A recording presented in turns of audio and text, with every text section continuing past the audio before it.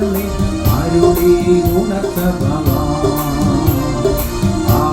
Hallelujah hallelujah, സ്തുതി സ്തുതി നിനക്ക് എന്നും ചൊല്ലിടുവേ.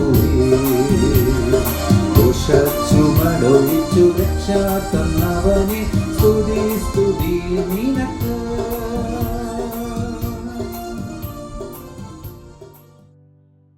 ദൈവനാമത്തിന് മഹത്വമുണ്ടാകട്ടെ. ഇന്നത്തെ പ്രഭാത ധ്യാനത്തിനായി 45 സങ്കീർത്തനം 11 വാക്യം. അപ്പോൾ രാജാവ് നിന്റെ സൗന്ദര്യത്തെ ആഗ്രഹിക്കും, അവൻ നിന്റെ നാഥനല്ലോ, നീ അവനെ നമസ്കരിച്ചു കൊള്ളുക.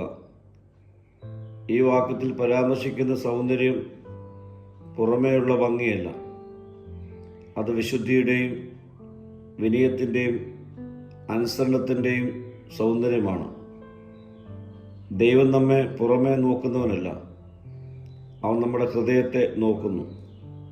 ശുദ്ധ ഹൃദയം, പശ്ചാത്താപമുള്ള മനസ്സ്, ദൈവത്തെ സ്നേഹിക്കുന്ന ആത്മാവ്, ഇതൊക്കെയാണ് ദൈവത്തിന് പ്രിയമുള്ള സൗന്ദര്യങ്ങൾ. യേശുക്രിസ്തു നമ്മുടെ രക്ഷകൻ മാത്രമല്ല, ജീവിതത്തിൻ്റെ കർത്താവുമാണ്. അവൻ നമ്മുടെ കർത്താവാകുമ്പോൾ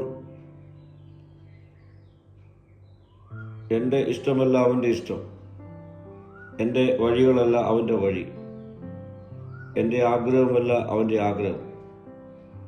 അത് വളരെ വ്യത്യസ്തമാണ്.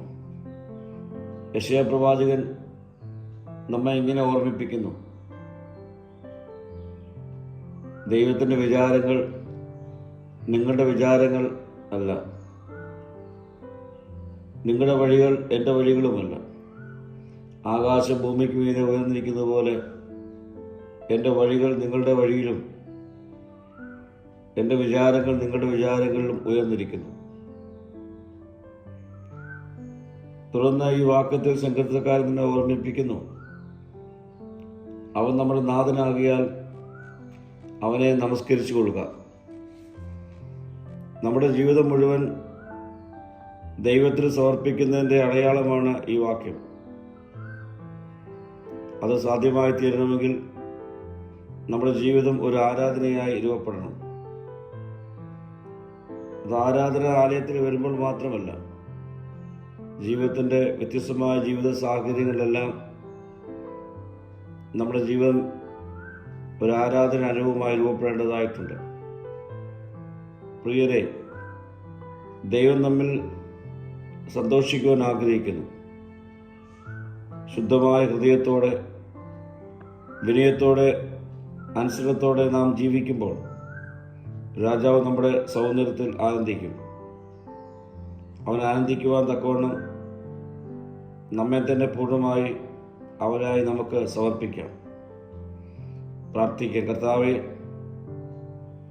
നിന്നിൽ പൂർണ്ണമായുള്ള സമർപ്പണ ജീവിതത്തിനായി എന്നെ തന്നെ ഒരുക്കണമേ. മഹത്വം നീ എടുക്കണം. യേശുവിൻ്റെ നാമത്തിൽ തന്നെ. ആമീൻ.